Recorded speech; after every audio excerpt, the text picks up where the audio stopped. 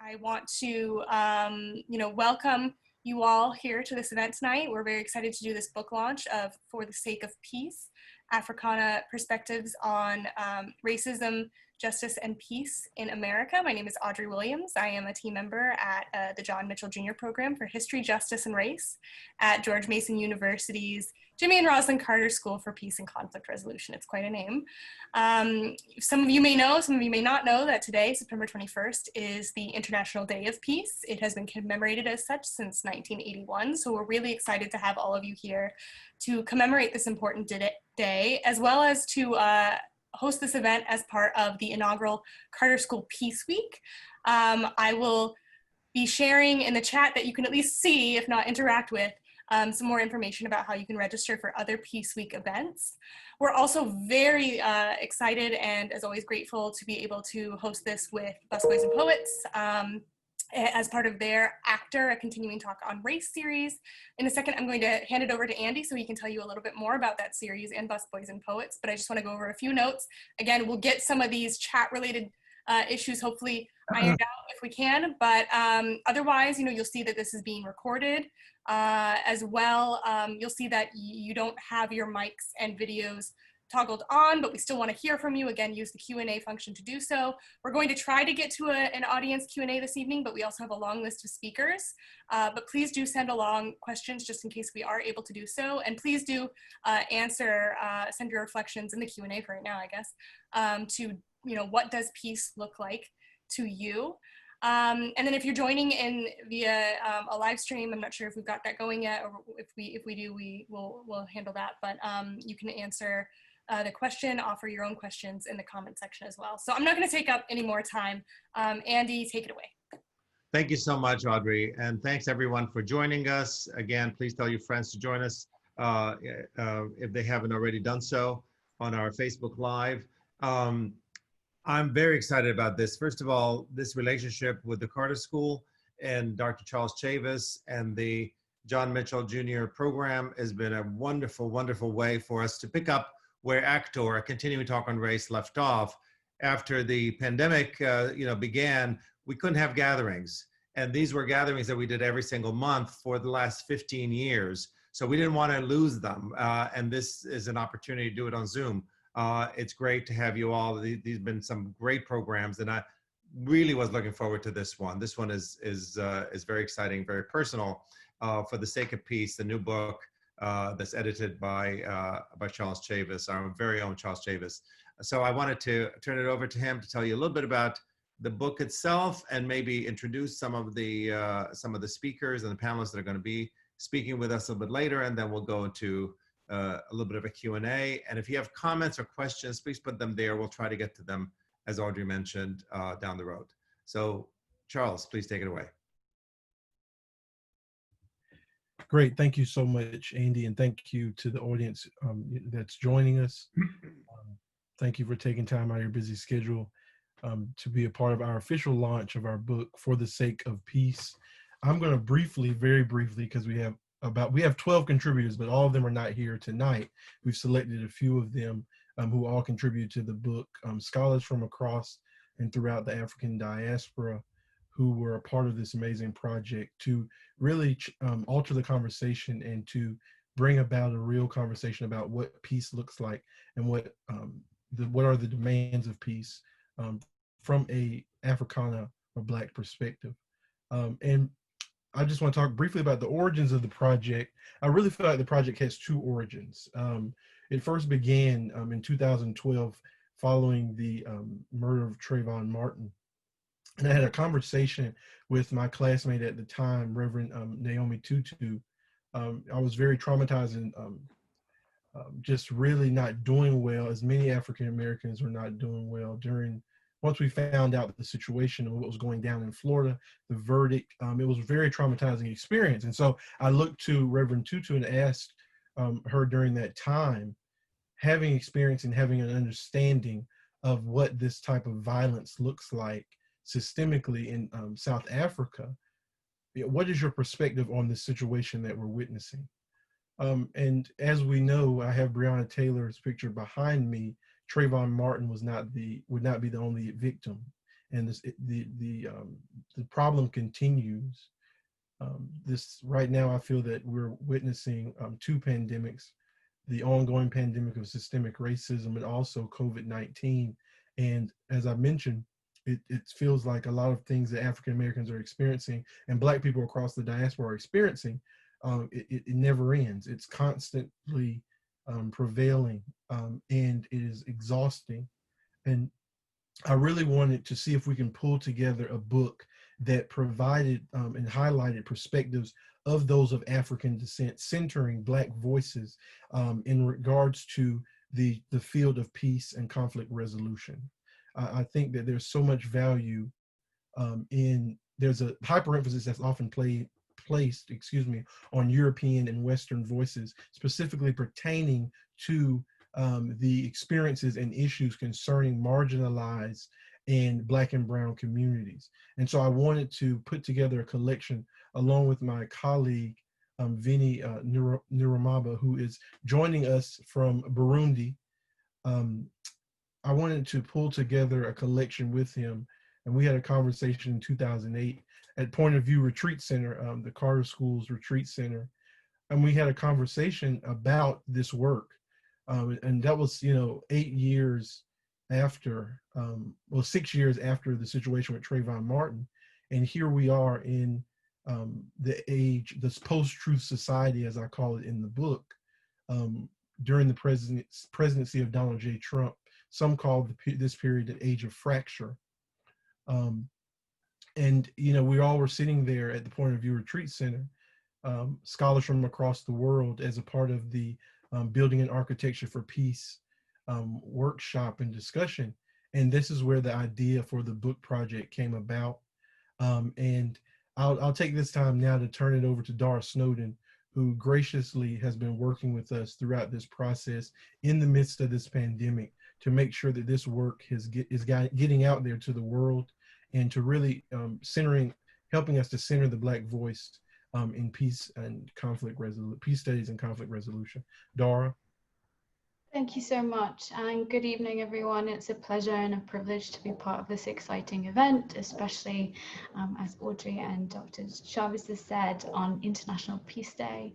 I'm senior editor at Rowman and Littlefield Publishing Group, working on scholarship and research in politics, international relations, peace and security, and Africa and Middle Eastern studies. What I'm particularly interested in is high quality research and discourse that actively engages with important issues that face our society and world today and have an impact with new understandings, strategies, or pathways to solutions to some of these big questions and challenges that we're facing at the moment. You can find out more about our publishing on our website, www.rowman.com, and follow us on @RLPG Books. This collection, this book, publishes as part of our Peace and Security in the 21st Century book series, edited by Chip House, who is Senior Fellow of Innovation and Emeritus Member of the Board of Directors at the Alliance for Peacebuilding in Washington, D.C. Chip is engaged, well networked, and an active participant in local and national peacebuilding efforts, and was able to connect me with Charles and Vinay, who had a fantastic vision for this project and this book. And it's my very good fortune to have the opportunity to work with them and the wonderful editorial team in this collection to bring together this peace-centered perspectives, voices, and theorizing from the African diaspora and African American experience to shine new light on legacies and strategies for peacebuilding in America. As Dr. Chavis has said, traditionally a lot of the scholarship and discourse around this area has come from a very Europeanized Western perspective, and this is the first real collection bringing together voices from from the African diaspora to theorize and analyze how we can build peace in America. So I will hand back over to Dr. Dharas, who will and Vinay to discuss in more detail some of the chapters that they include in this collection. But thank you for letting me be part of this work. Thank you so much, Dara. And Dara's joining us from London. So, and what time is it there, Dara? It is 11:15 at night. Very good. But I'm feeling good, and it's yeah, it's a pleasure to be here, and I can't wait to hear more about more of the discussion, and also some of the comments and questions coming from the listeners and viewers. Great. I'm going to take this time to allow my colleague and coach Vinny to discuss his thoughts about the project. And I'm extremely honored when I was introduced to Vinny, just based on his record and his work, the amazing work that he's doing in the international community, but also in Burundi. He has spoken before the U.S. Senate and is a scholar and practitioner, of amazing rapport. And I'm excited that he was able to join me in this project. So Vinny, I know you're in Burundi, but before you have to get off and get some rest, could you talk to the audience and let them know a little bit more about your thoughts about the project? Thank you very much. And I don't know if I would say good evening or good morning, because I'm already on the 22nd. Yeah, this project was really a very good opportunity for me, not only to talk with other people, but also to discuss some of the issues that have not yet been discussed. It's very challenging when we are reading books, when we are trying to see some theories about peace or about racism, in the idea of others. Some of the times we come from Africa, we are African, or we are African American, but the theories that we are seeing, that we are experiencing, are theories that have been, been theorized by others, and they don't have our own view. And this is really some kind of not good thing for us. This was an opportunity for me to see my heart open, to see a way I can share my own ideas and share them with others, instead of always reading books or reading theories that I have no thought about it.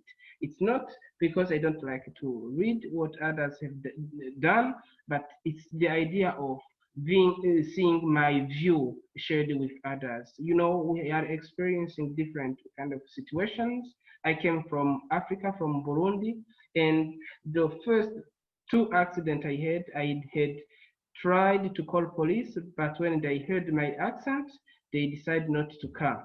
This was kind of astonishing for me, because when we heard about America, we hear about a good country that can give good examples for others, but in reality, when we arrive in the US, we find something different. And this was a very good opportunity for me. Thank you. We have had some good reflections from people in the chat regarding what peace looks like to them. Benga, who you'll hear from in a little bit, says peace would be for me a space that operates an effective peace building process where everyone has a voice, and that voice can be respectfully shared and heard and understood. Jenna Shaw says peace looks like compassion and empathy. Instead of destroying those you don't understand, you listen and learn. It's not holding one person above the other, but instead everyone is equal. And Dr. Ahmed Faraj says peace is a lack of conflict such as war and freedom from fear of violence, and the provision of the necessities of living life that help the continuity of life in calm and peace away from want, and an emphasis on ensuring social life without suffering. These are all really fantastic reflections, and I think touch on a lot of different dimensions of peace. Yeah. And peace is acceptance, says Bernadette Fernandez. So. I love the name of the book is For the Sake of Peace, and it comes from a quote from from no other than Nelson Mandela, who said that courageous people do not fear forgiving for the sake of peace. Now, Mandela is not speaking about forgetting here, as you can obviously imagine. This does not mean that those who are involved in truth and reconciliation are not focused on justice and racial equity. They obviously are. But I think maybe we could get started with some of the speakers that we have here. And in no particular order, I'm going to start with Dr. Winbush. Dr. Winbush, you write about a chapter about reparations. Why should reparations remain a primary goal? In your chapter, you explore the 5 historical stages of the global reparations struggle. Can you speak more about that, please? Well, you know, it's interesting when we talk about peace. I believe that peace is replacing white supremacy with justice. If we can do that, I think we will have peace. The 5 stages that we outlined, I mean, the only common thread that you see in the African diaspora that all people talk about is the issue of reparations and damage done as a result of the European invasion of Africa, the transatlantic slave trade, and so forth. And the United States is reflected in the idea of 40 acres and a mule, which kind of became a metaphor. The earliest, you know, case that we have of reparations is none other than the great stepmother of W.B. Du Bois, who in 1781, her name was Mum Bet, filed in the court in Massachusetts that she wanted to be free based on the Massachusetts Constitution, and she actually won that case. A year later, Belinda Royale Sutton, right fairly close to where Mum Bet lived, she also filed and asked her so-called master to pay for 50 years of unpaid labor because of her enslavement and capture in Ghana. So if you go throughout, I don't want to go through all the 5 stages, but there's a common thread in American history of African people asking, demanding reparation. Callie House, you know, right after the Civil War, Queen Mother Moore later on. And, you know, this constant, you know, asking for to repair the damage. And I believe as a Black scholar that what we've been doing, what Black folk have been doing for the past 500 years is cleaning up the mess that Europeans created as a result of enslavement, colonialism, and so forth. And we have done this despite, you know, segregation, racism, and so forth. So, I mean, a good example of this is like Jamaica. In Jamaica, you have African people who were brought there by British people, admixture of several European groups. And the country now has, you know, the second highest rate of diabetes next to African Americans. That is not a result of just, you know, Black folk automatically have diabetes or anything else like that.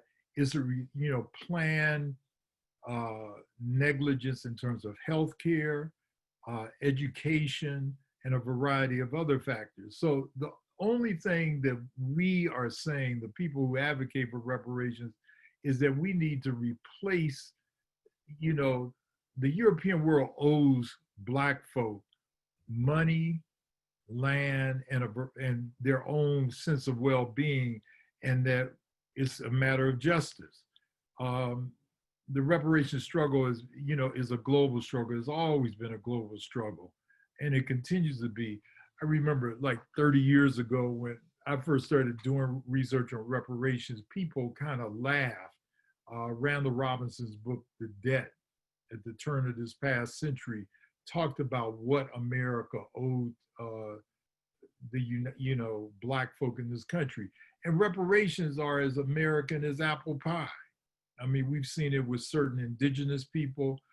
We've seen it with the Japanese during World War II after their incarceration. So I think now it's becoming, because of the Black Lives Matter movement and people's witnessing crimes against Black people via social media and so forth, that America is finally ready to reckon with the issue of reparations, which I think is, again, something that has been is long overdue. Let's not forget, reparations was given to slavers that lost their opportunity to enslave people, and not only here in the United States, in Washington D.C. specifically, but also in England, when slavery ended in the 1830s in England. They paid the slavers money because they were losing their quote unquote property. So there's definitely been there's a precedence that's been set for reparations. It's not that foreign. You're absolutely correct. And when General Sherman issued his Field Order Number 15 in January of 1865, from January 1865 up until the assassination of Abraham Lincoln, you actually had 400,000 acres of land distributed to Black folk off the coast of Carolina and so forth. And if you read the order closely, it said that no whites should inhabit this area unless it's to supply Black folk. After the assassination of Lincoln, of course, his successor, probably an ancestor of Donald Trump, said that we should have the most, you could say, injured people during the Civil War were the enslavers themselves. And that 400,000 acres was returned to the enslavers of people. So there's been this history of injustice, and Ta-Nehisi Coates says that America will never be America until it deals with the issue of reparation. Absolutely. I want to bring back on Dr. Chavis. Are you back online? Yes, I'm back. I apologize. Yeah, we lost you there for a few moments. So we started with Dr. Winbush to talk a little bit about reparations, but why don't you take us to the beginning with your conversation and your chapter speaking about systemic racism specifically, and speaking about what does peace in the U.S. look like? What would peace look like? Can you talk about cultural, inclusive education, access to healthcare, clean water, not omitting voices of marginalized communities, dismantling white supremacy and the political opportunism that it enables, all of those things. Can you speak more about that, please? Yeah, and thank you so much, Andy, for the question. I think, when we were developing this book and when I was putting this together, I saw that, I think it's so important for us to look at peace, from a justice-centered perspective. The saying is no justice, no peace, right? And that's really at the root of, this book and this project and the framing of my chapter specifically. I think it's important for peace builders and those who are scholars of conflict resolution to really take a look more deeply at what justice means. The whole idea of repairing the wrongs, right? These are things that really center or the center of the focus of this chapter. And, I look at it not only from, the physical injuries and harm, but also to the narrative damage that is being done as well. Recently we witnessed the current president attempting to dismantle the education system as it relates to the marginalization and the erasing of the Black perspective and the perspectives of marginalized communities in the 1619 Project, right? And I tweeted out recently, I don't tend to tweet, but this really angered me as a historian and someone who's taught, high school history. White supremacy thrives off the suppression of narratives, right? And so this work, right, that we're doing as peace builders and practitioners has to be centered around making sure that narratives of the oppressed are valued and they stay alive. And so first and foremost, that was really the overall orientation of this book, right? And for all of those who are contributors to this book, who are connected to the African diaspora in some type of way, there's a certain oppression and trauma and context that their work, brings to the overall discussion concerning peace building. And, you know, I lay it out because systemic racism, I think the biggest task that we have in this country right now, and the biggest battle that we're facing as it relates to attempting to get people on board with this movement, is the acknowledgement of systemic racism. It's okay. We've seen it, you know, time and time again when we've tried to facilitate these dialogues and these discussions with, you know, like-minded with individuals who want to see themselves as being progressive or supportive of the movement. Conversations tend to break down when you begin to point to some of the things that you mentioned and some of the things that I mentioned in the chapter. What does racism look like in the healthcare system? What does racism look like in the education system? It's not enough to talk about the good old boys or the neo Nazis that are emerging. You know, the work that they're doing is definitely a threat to peace and democracy, but there's more insidious work that's being done in classrooms, in corporate offices, and systemic racism is a reality that I feel is necessary for us to confront in this country, but also across the globe, if we're going to ever reach some sort of peace. And so that was the thought around, you know, that chapter, the framing of the chapter, and really the framing of this book. But I think largely the largest task that we have as this country, if we do not deal with systemic racism, and then peace will not be obtained. Go ahead. And would you define systemic racism? I know it's defined in the book according to sociologist Joe Fagan. Can you maybe share that with our audience? Yeah. So you know, it's every part of the American way of in life. I really took a systems approach. When I think about racism, I look at it again from a systems approach, right? And so from the onset, when our nation was founded, racism was intertwined in the fabric of this country, in the fabric of our democracy. And so anything that is produced out of our democracy and out of our government, out of our society, is going to inherently be flawed and based on the original system.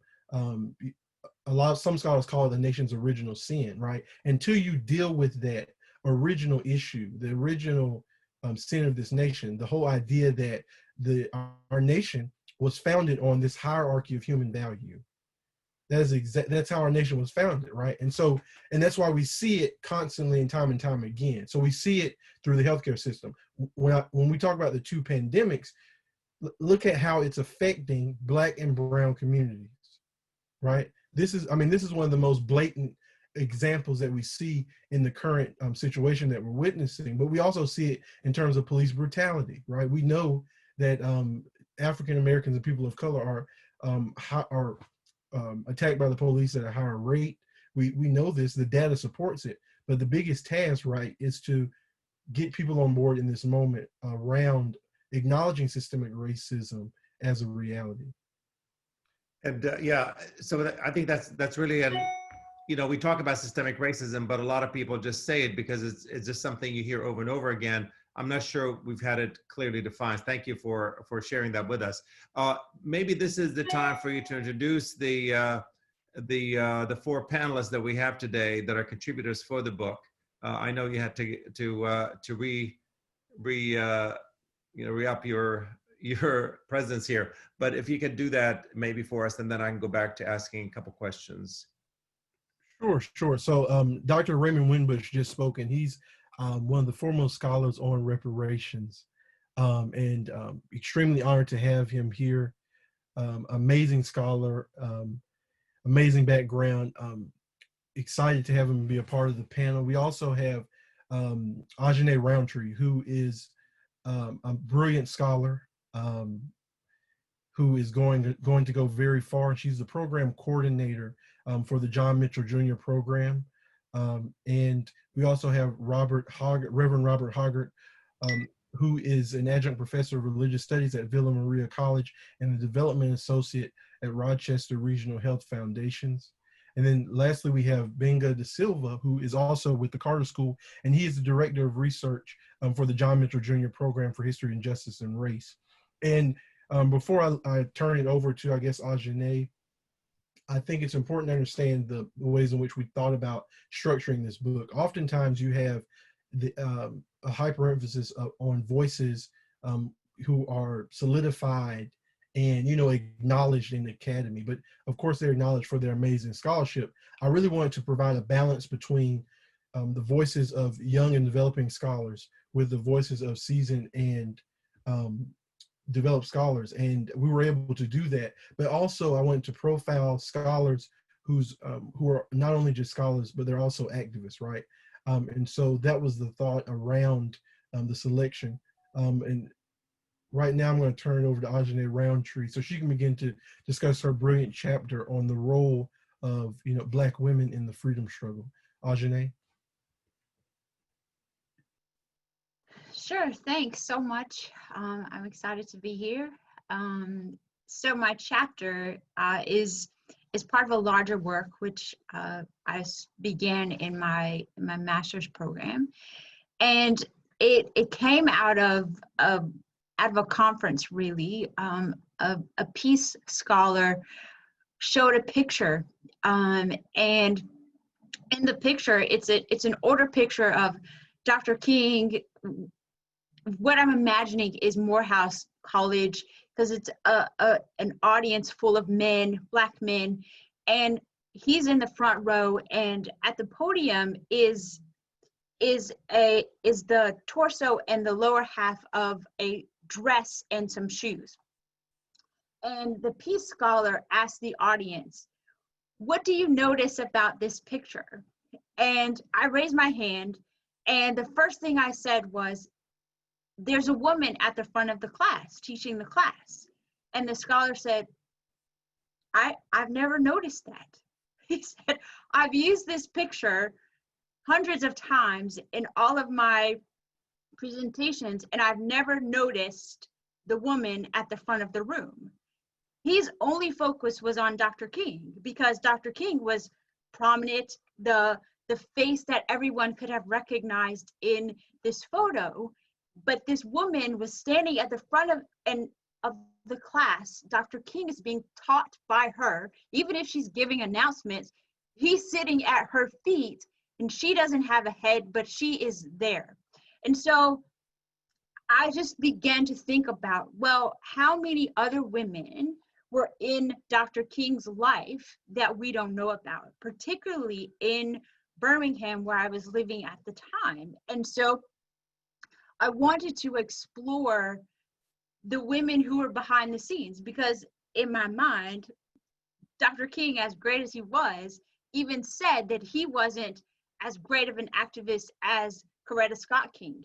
Coretta Scott put him into activism. So if he was willing to admit that his wife had such a powerful influence on him, how much more then did the women of Birmingham have on the overall civil rights movement, particularly in Birmingham?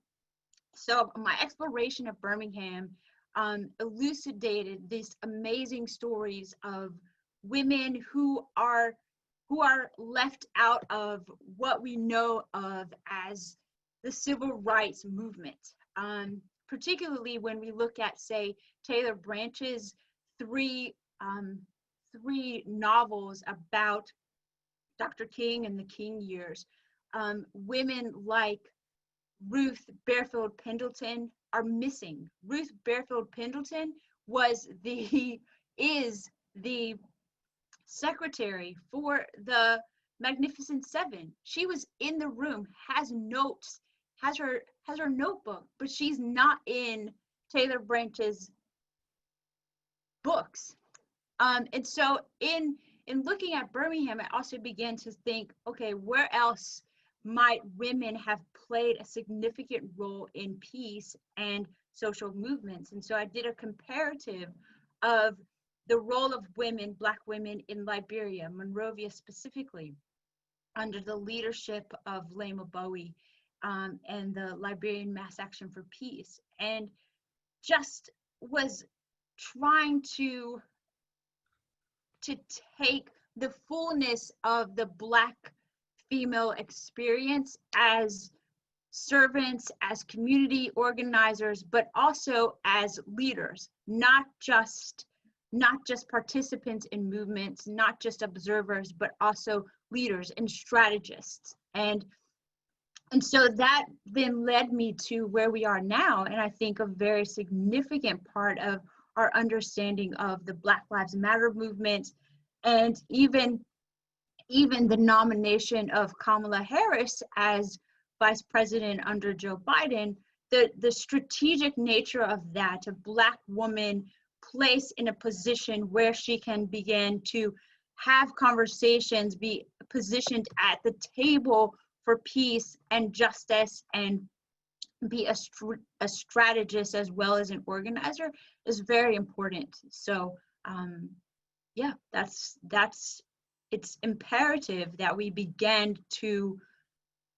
think broader than leadership only existing in a male space, because it's not true. Thank you so much, Ajane. And I think in terms of the current, movement that we're witnessing now, right?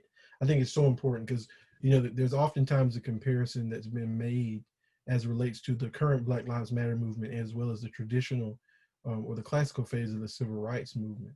One movement arguably was decentralized, and the other one was more centralized around specific charismatic leaders. But what's important to note is that nonetheless, women were there driving the movements. And that's something that I really appreciate and honor in your work. But I think it's extremely telling when we look at this reckoning and this current phase of the freedom struggle that we're in today. And we can look to the leaders of Black Lives Matter for the female leaders, the Black women who have led that movement, and just think about their role in relationship to the other leaders who work behind the scenes, Black female leaders who work behind the scenes during the civil rights movement. Not only they lead the movement, but they founded it. Correct. Yes. They, in both cases, I would argue.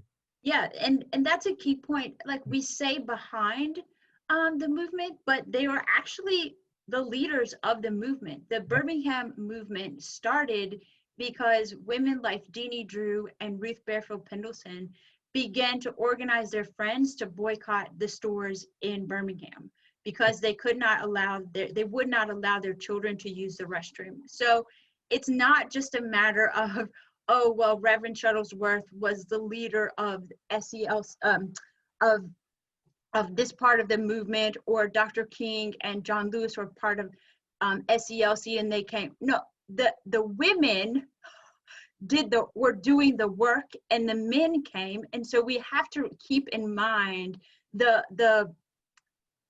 oppression that was not only the gender dynamics of the 1960s and 1950s, 60s, but also the oppression that existed within the church as well. So we're talking about pastors who often relegated women just to secretaries, or just to announcements, or to choir members. So these women were more than just behind the scenes. They were actually the leaders and knew where to go. So the men were dependent upon them to have the information that they needed to get the work done. So thank you so much, Ajane.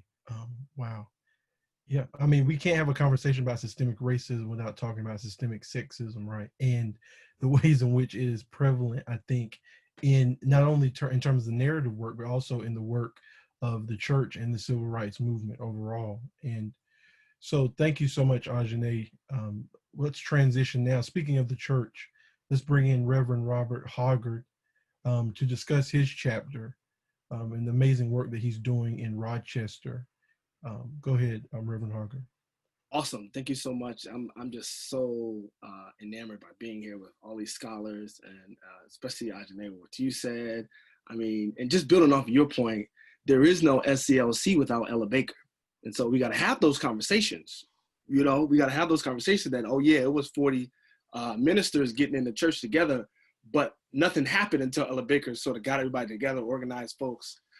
So we got to have those questions. In my chapter, we're really talking about racism from the education perspective. I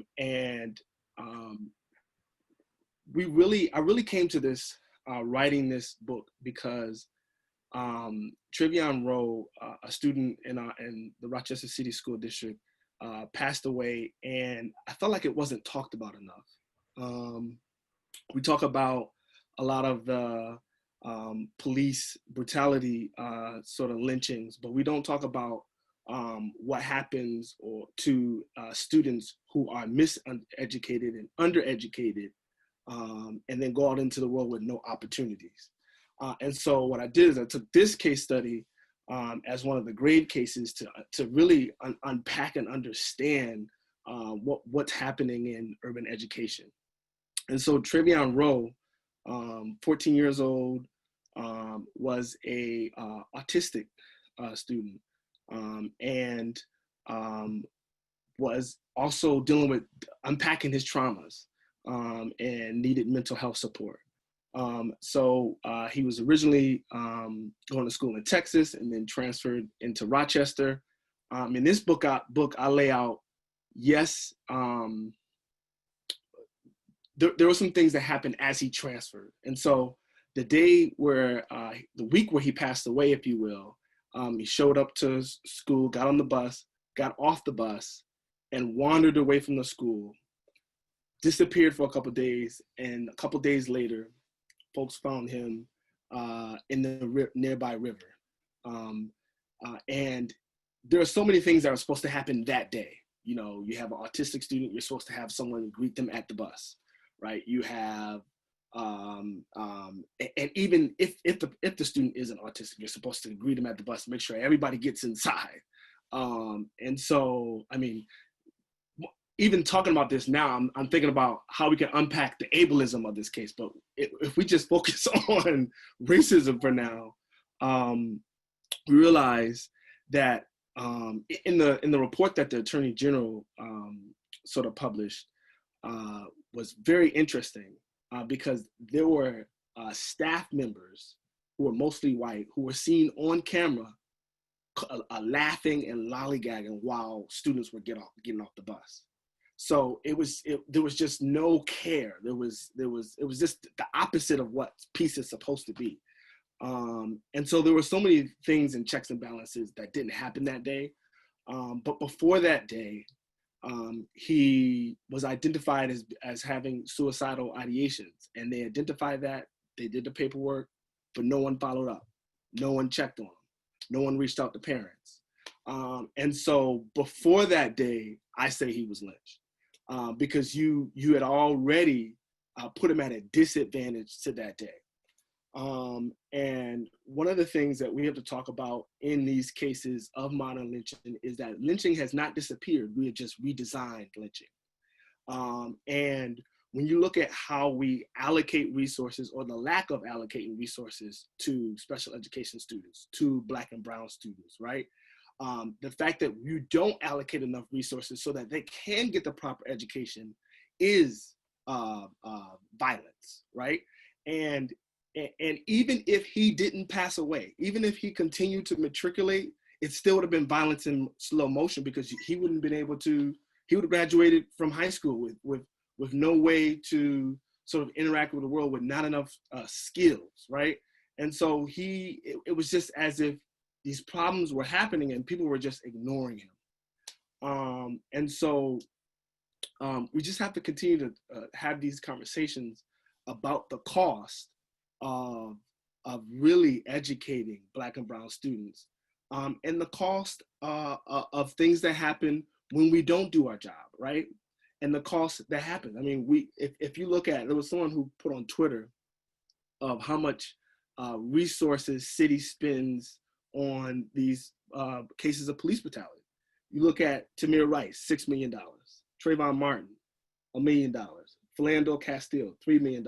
Eric Garner, $5.9 million, right? And so if you were to spend that money properly in the first place, and making sure we have the systems right in the first place of education, of policing, right? If you would make sure the systems work for Black and Brown bodies in the first place, we wouldn't have to worry about spending money, because you let white supremacy perpetuate itself. So you propped up white supremacy. You were the janitors of white supremacy, and you didn't do the job to actually care for Black bodies. And so what we're really saying in this project is, what can happen? How can we reimagine education so that if we care for Black bodies, we don't see these lynchings of this kind? And I'll stop there and want to listen to the rest of the scholars. Thank you so much, Reverend Harger. I could have a follow-up. Sure. Is that okay, Charles? Yeah, go ahead. Go ahead. So staying on education, we are, and I'm not familiar with the Rochester City school system, but I am fairly familiar with DC schools. And the disparity in education here is quite alarming. The city has gone through a huge amount of gentrification, and the scores keep going up. And so oftentimes administrators will, refer to the scores of how kids are doing by the fact that education is improving, where in reality what's happening is that the demographics are changing. Black kids continue to suffer and fall way, way behind. Schools in certain areas of town are practically non-functional and have lots of issues and problems for lack of resources.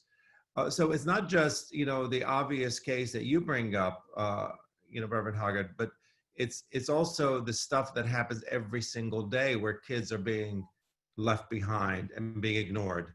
How do you change that? How do you change that mindset? I mean, we have a Black administration here. We have a Black chancellor for the schools. So we have lots of Black faces in high places, but we don't have a lot of results out of that. Yeah, I think what we have to lean on some of the education scholars that are now talking about the whole child, because one of the things that we have failed to admit, and we don't really want to admit this, is that it is easier to educate rich white kids than it is to educate Black and brown poor students who come from these disadvantaged neighborhoods, because we have ignored poverty. We have ignored environmental racism. When you look at Flint, we have ignored healthcare. We have ignored all of these other problems in urban epicenters that you just don't, these problems don't disappear when kids show up into classrooms, right? And so, like AOC said the other day, people want to talk about what does defund the police looks like. It looks like suburban centers, where suburban centers don't have a lot of police, right? But we over-police Black and brown neighborhoods. And so I think we have to talk about how we allocate resources, that we have to begin to solve all of the social factors in urban epicenters as we address education. And if we don't address those issues, we're just going to be in this cycle of spending money and then it goes nowhere. And so many people are saying, we'll educate kids, and the kids that make it, they'll make it. The ones that don't make it, forget about it. But we just have to deal with the environment that students have to deal with on their way to the classroom, because there are so many issues that students in trauma, adverse childhood experiences. When you talk about Nadine Burke's work with the brain development of students when they have to deal with adverse childhood experiences, right? And so there are so many issues that Black and brown students have to deal with before they even step into a room, because the system has sort of designed in a way for their demise, that we have to deal with those issues along with equipping them in their education. And so that's what I would say. Thank you. Can I say something real quick? Yes, yeah. Go ahead, Doc. Just real quick. Because, I think sometimes we underestimate the intransigence of racism, white supremacy, like you were saying, Reverend Hoggard, that I just got through reading, and maybe it's reflecting what I'm about to say, Frank Wilderson's new book called Afro-Pessimism. And he said, no matter what Black people do in the diaspora, we could discover a cure for cancer, HIV, AIDS, and COVID-19. that white people will never accept us as full human beings. And he says, until we realize that, we will keep saying, well, we got to do this. I mean, you ever think about the fact that if Wilderson's thesis is correct, that maybe this is all by design, that, you know, the miseducation of Black children is not accidental, it's deliberate. You know, the way the undercare that we receive in the so-called healthcare system that is not accidental is by design. I just wanted to lift that up and say it, and it's a pessimistic note, but I think it's something we got to talk about. Well, I think it sort of speaks to what Francis Cress Welsing used to say, that whiteness is a pathology. And I think it's not white people. I mean, I don't want to disparage white people. This is not about disparaging people, but whiteness itself is a pathology. And so it plays out in pathological ways. And that's how we're watching it. That's what happens. Agree. Wow. I mean, to your point, Dr. Wimbush, I think it's so evident in, like I said, each systems, in the way that Reverend Hoggart broke this down, like in the education system. You can't really box it in, as you mentioned, to the education system. It starts outside of that, right? And so when students arrive at schools, it's like, how are we going to fix the education system? The whole system overall is broken. The ways in which our children they lack resources at every level, but then we, you know, look to schools and districts who sometimes have Black leadership and ask, you know, what's the problem, as if they're supposed to solve it. And I think that speaks to the larger point that Dr. Wimbush is bringing up. You know, the ball always moves, right? I was trying to have dialogue with people who are, I see that who are trying to really wrestle with a lot of this current moment. And the major issue that they have, they point to statistics, right? It's always an argument, you know, well, maybe if you had the stats, you know, that could quantify this suffering or this systemic stuff that you discussed, maybe then I'll understand. Okay, now we have the facts and the ball changes again.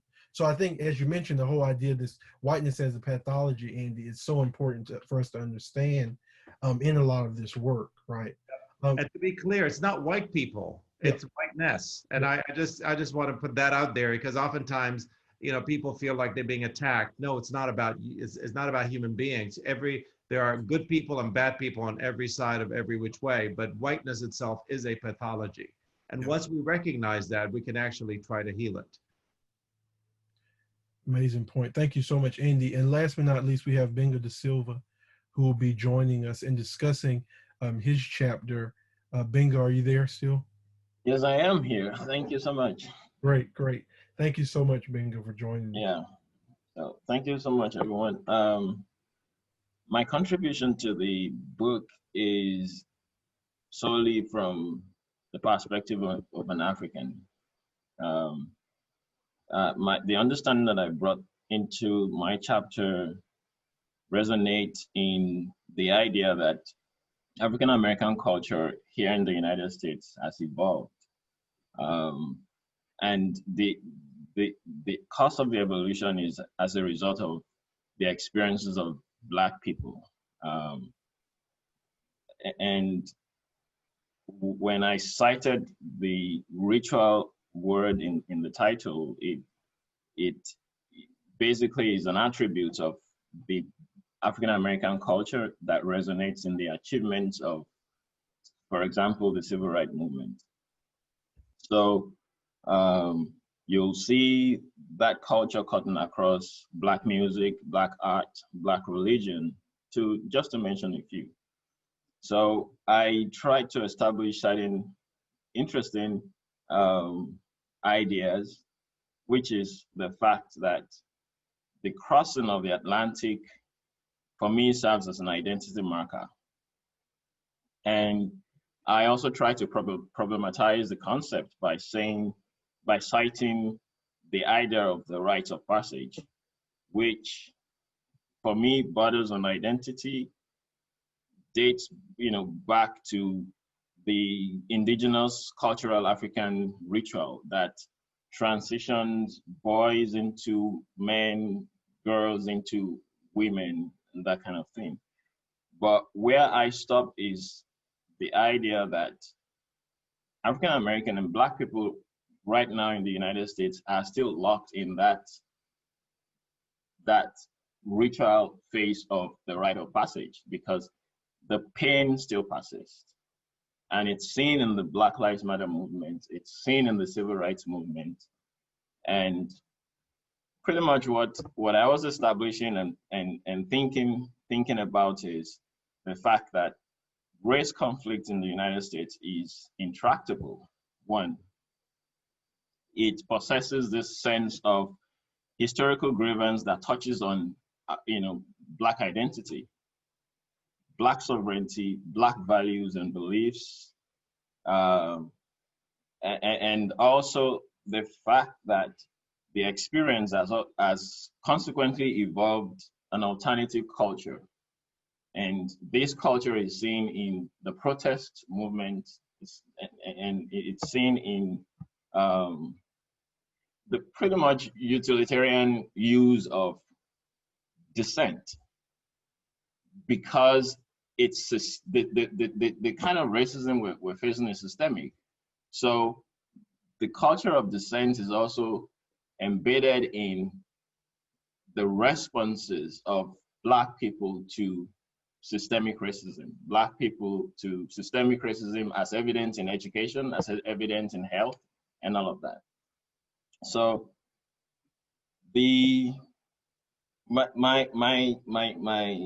what I bring into that discourse is that African perspective, using humanities, using philosophy to understand the several phases that African Americans in the United States has faced and continue to face.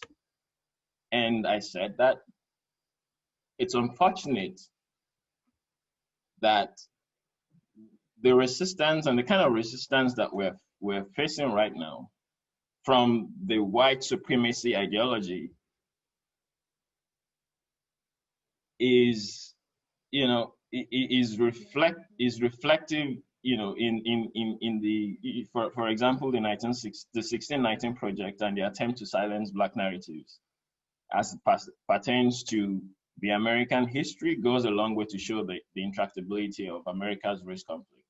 So my idea of using the middle passage, the rites of passage, and all of that is to establish the fact that Black people in America are still locked in that space, that painful space, trying to use the ritual of dissent to, come out of it. So it's like a constant metamorphosis that one generation passes down to another. And the question is, when is this going to end? And I'm saying, maybe the hope is the fact that America is changing color. So the idea of whiteness is becoming an ideology which should be fought, rather than, that physical colorism notion of, I'm white, you're not, so therefore I am more superior. It's becoming an ideology. And I think for me, it's easier to deal with an ideological notion of that evokes conflict than,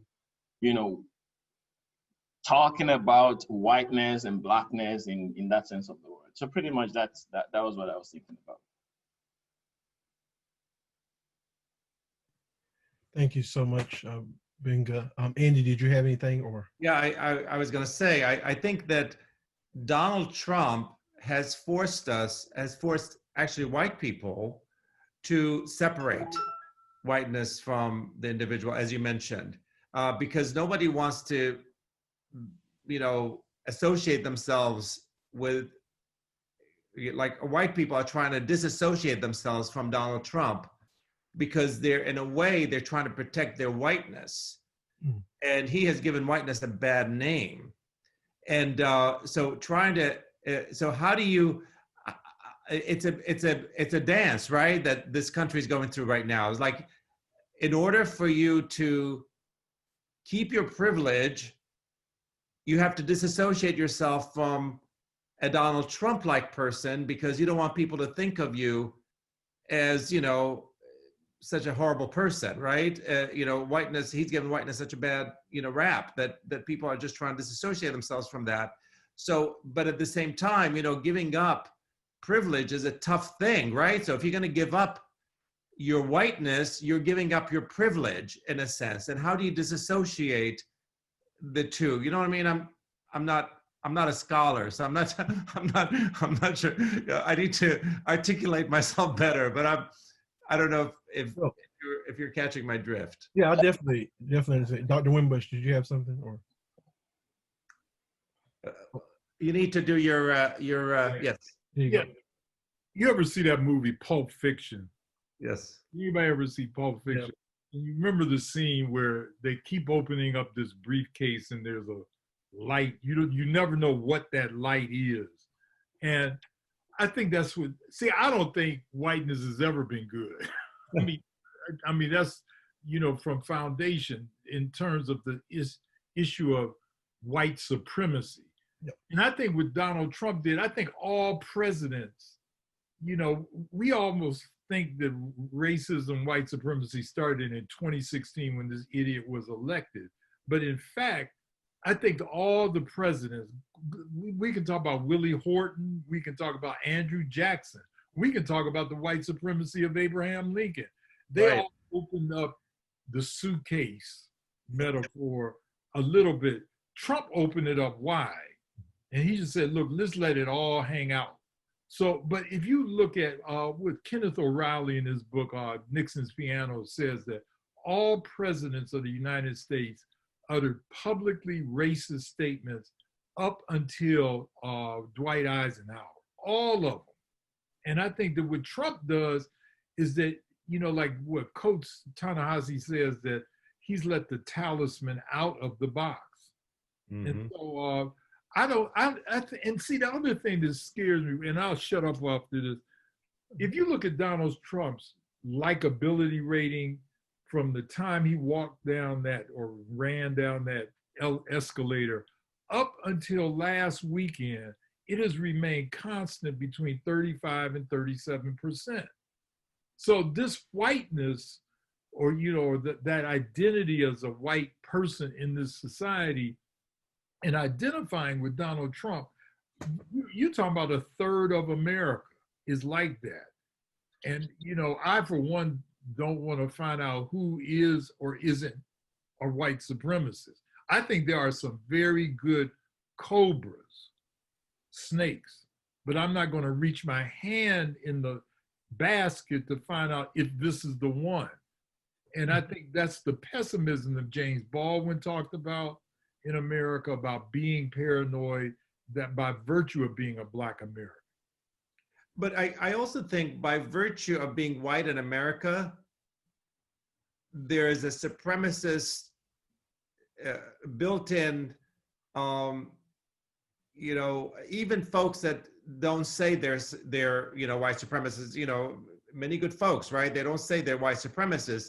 It's built into the culture. You don't have to say you're a white supremacist to act like you have privilege and you have a supremacy over everybody else. I mean, I as a brown person, I notice it, you know, and I notice it with others, the way that I'm looked at, the way people talk to you, the way they you know, the little micro things that they say, the way the condescension sometimes that comes across, it's real.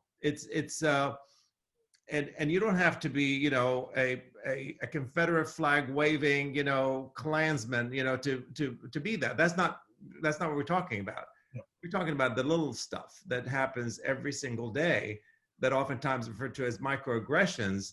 Those are the things I think that play out in that. So even though the 37% of the folks are like, they believe in Donald Trump and the other ones don't want to say that, and they really don't like him, but they still carry that white supremacist, you know, thread, because it's part of our culture. Yep. Even Black people have a white supremacist perspective sometimes, you know, because it's part of our culture.